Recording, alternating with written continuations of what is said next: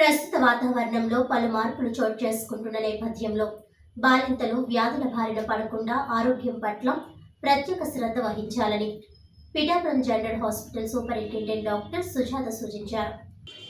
నెలవారీ పరీక్షలు చేయించుకోవడానికి హాస్పిటల్కు వచ్చిన బాలింతలకు పౌష్టికాహారంపై అవగాహన కల్పిస్తూ ఏ సమయంలో ఎలాంటి ఆహారాన్ని తీసుకుంటే శిశువు ఆరోగ్యంగా ఎదుగుతుందనే అంశాలను క్లుప్తంగా వివరించారు.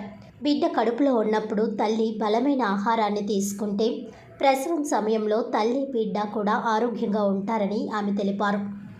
చెప్పారు కదా, రోజు వచ్చినప్పుడల్లా చెప్తారు కదా, గర్భిణీ స్త్రీకి మంచి ఆహారం తీసుకోవాలి, దాన్ని మంచి డైట్ న్యూట్రిషన్ అంటారు, అన్ని పోషకాలు ఉన్నది అంటారు అన్నమాట. మనకి ఏంటంటే ప్రోటీన్ అందాలి, కార్బోహైడ్రేట్ అందాలి అని మీకు 9వ రోజు ప్రతి నెల 9వ తారీఖు 10వ తారీఖు మీకు చెప్తారు కదా ఈ విషయాలు.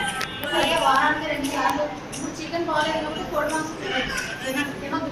మామూలుగా తినే టైంలో అయితే 2 వారాలు 2 రోజులు చికెన్ తినాలి, 2 రోజులు చేపలు తినాలి. చేపలు అంటే కానగందులు, ఇసుకలు, మెత్తలు, స్వరపిట్ట అయితే 15 రోజులకు ఒకసారి తింటే బిడ్డకి బ్రెయిన్ బాగా ఉంటుంది, ఐక్యూ ఉంటుంది కదేమా. తర్వాత గుడ్లు రోజు 11 గంటలకో 11 గంటలకో 2 గుడ్లు పైన తీసుకోవాలి, అర్థమైందా. తర్వాత సోడిజావ బెల్లం తీసుకోవాలి 2 పూట్ల. ఇప్పుడు ఎండాకాలం కాబట్టి బాడీ వాటర్ మంచిగా గ్లూకోజ్ ఎక్కువ తీసుకోవాలి. అరగంట దీంట్లో నీళ్ళైనా తాగితే ఉమ్మైపోవాలి.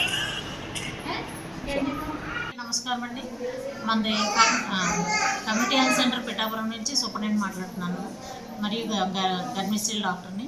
మనకి ఏంటంటే గవర్నమెంట్ పెట్టిన దాంట్లో ఒకటి కేర్ క్యాంపెయిన్ ప్రోగ్రామ్ అని గర్భిణీ స్త్రీలకి, అలాగే పోస్ట్ నేటల్ మదర్కి, పురుడైన వాళ్ళకి, ఆపరేషన్ అయిన మదర్లకి, తర్వాత పాలిచ్చే తల్లికి కూడా ఆరోగ్యవంతమైన ఆహారం తీసుకునేలాగా రోజు కూడా 3 పూట్ల 3 సార్లు మేము వాళ్ళకి అవేర్నెస్ ప్రోగ్రామ్ కండక్ట్ చేస్తాము. ప్రతిరోజు మనం ప్రతి డిపార్ట్మెంట్లో post natal and post operative and antenatal ఓపీలో ప్లస్ ఐపీలో అందరికీ కూడా ఈ ప్రోగ్రామ్ జరిగించడం జరుగుతుంది. దీనివల్ల ఏంటంటే పౌష్టికమైన ఆహారం గర్భిణీ స్త్రీలు తీసుకోవడానికి వీలుగా ఉంటుందని చెప్పి గవర్నమెంట్ ఈ ప్రోగ్రాం పెట్టారు. అందరూ కూడా దీన్ని వినియోగించుకోవాలని కోరుతున్నాం. Thank you.